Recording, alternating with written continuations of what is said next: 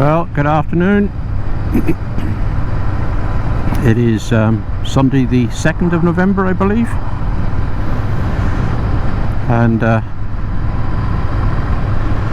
thought I'd take the opportunity to get the covers off the bike and head up to Newlands Corner for a coffee. I did go up yesterday.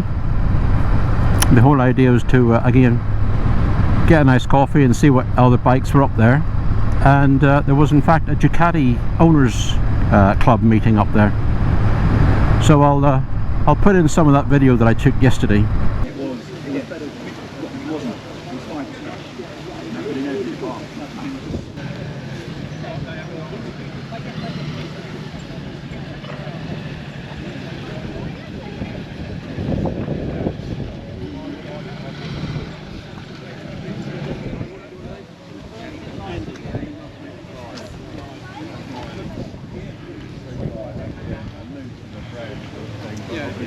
As I was telling James, I've been sort of since one of those for the collection. Which one? Been on the sidelines oogling, and then suddenly it became a possibility and a reality. And now, having knocked around.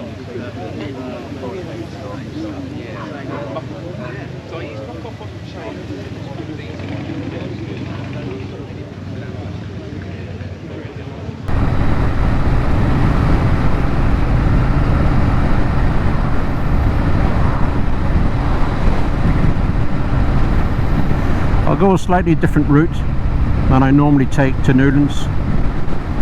I don't want to go through Guildford today, it's going to be busy. It always is, but at the weekends it's particularly busy. But I also have to get home in time to go to Guildford to pick up my son from work. So we'll go through Jacob's Well and up through the back route.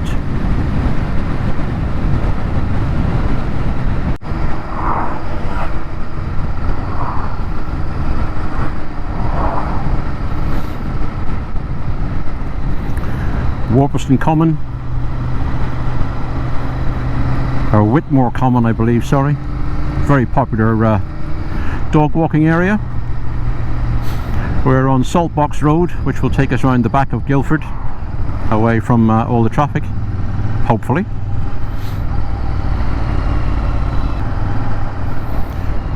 Just coming up to Britain's Pond, very popular fishing spot. It's usually very busy in there. I actually don't know who's responsible for the water. I don't know if it's Guildford Angling or some other body. I have no idea, but there's always people in there fishing.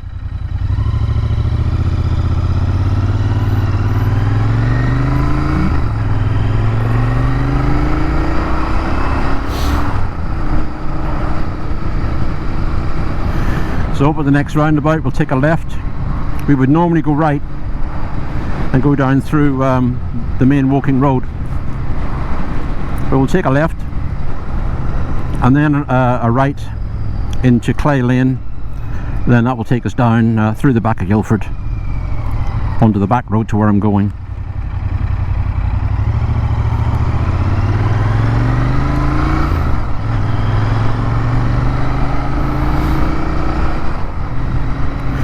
And we'll just turn right here.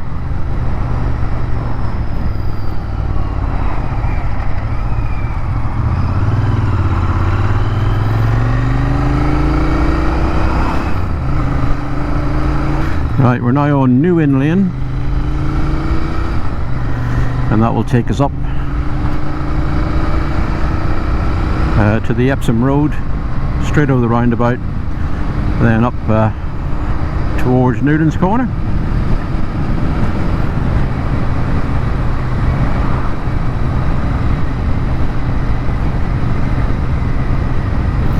A little bit damp under the trees, even though it has been a bit breezy. I don't think the temperature has been enough to quite cool and take away, sorry, quite dry the ground.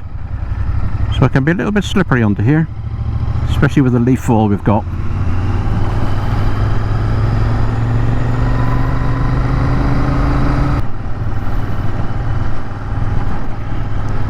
Just out of interest, I've now owned my Interceptor for just over a year.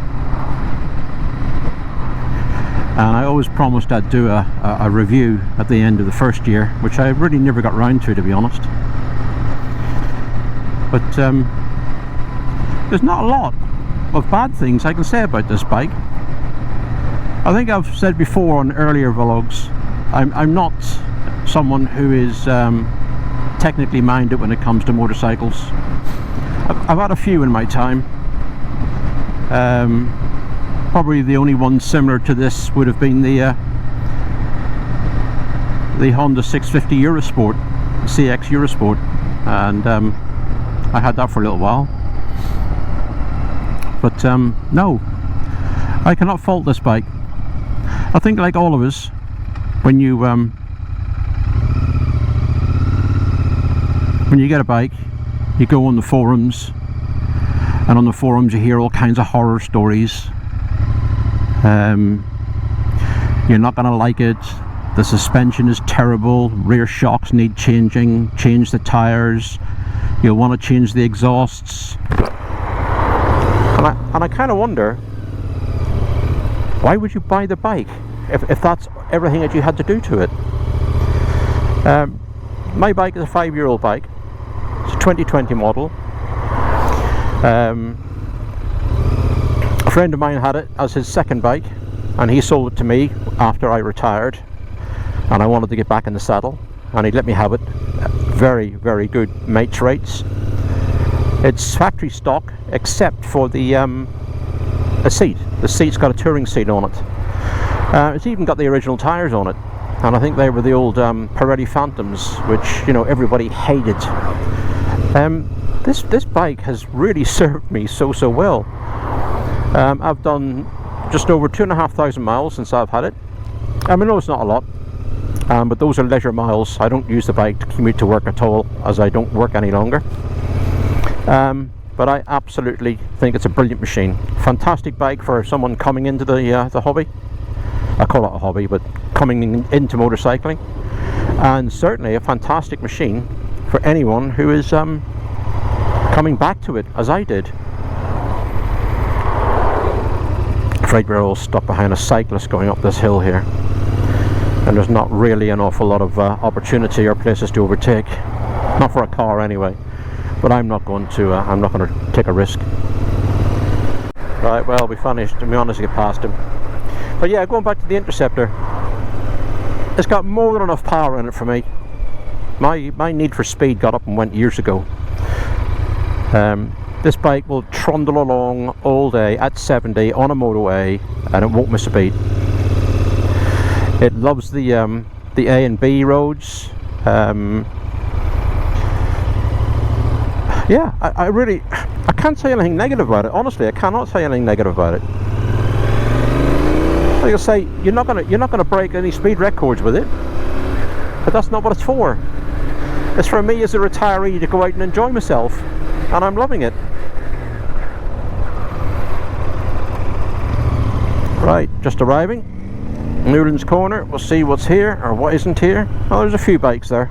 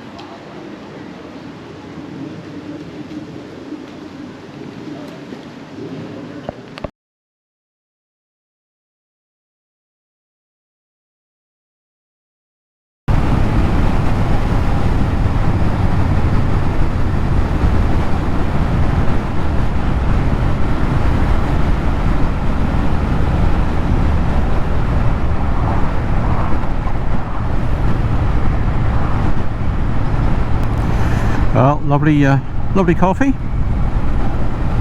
Met some very nice people up there.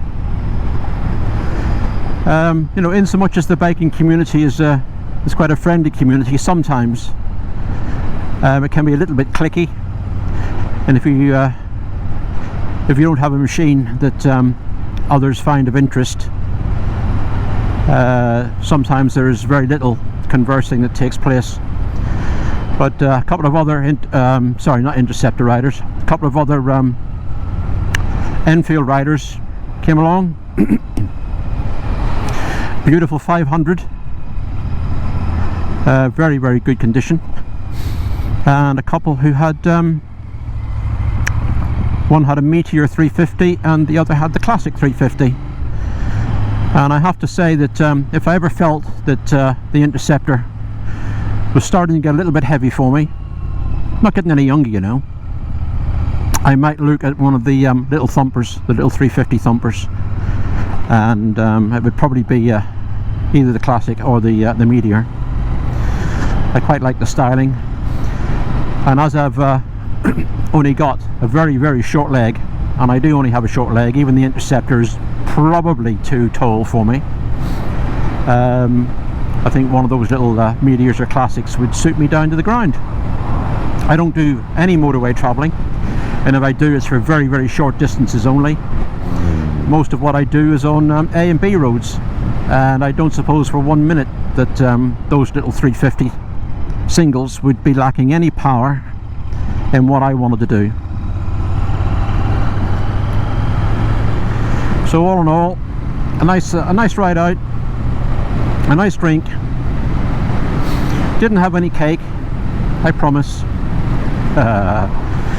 and a nice chat with some other Enfield owners. So I have to head home now and get ready to go and pick up my lad from work.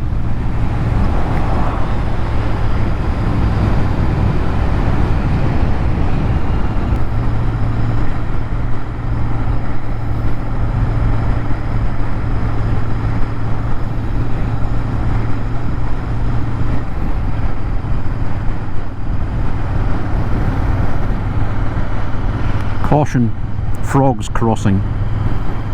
Okay.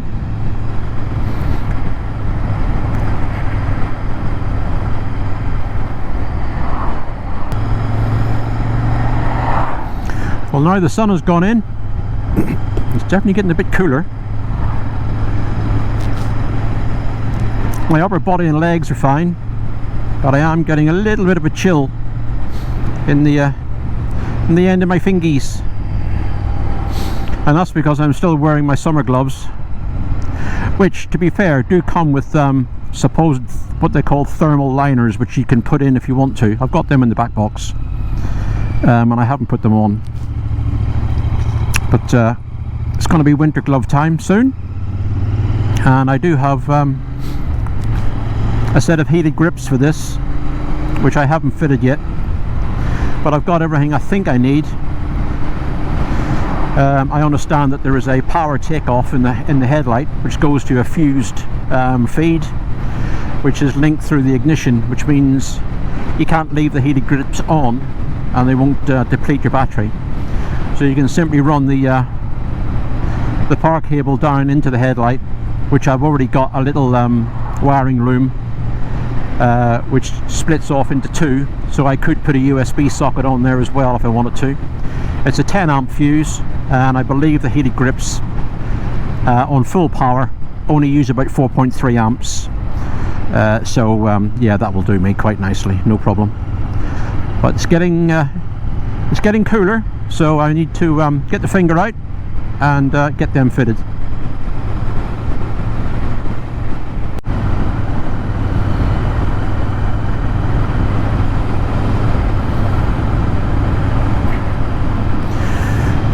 I haven't done the thumb screw up tight on the GoPro, so it starts falling forward, so I've pushed it all the way back on its mounting, and I hope it's not back too far.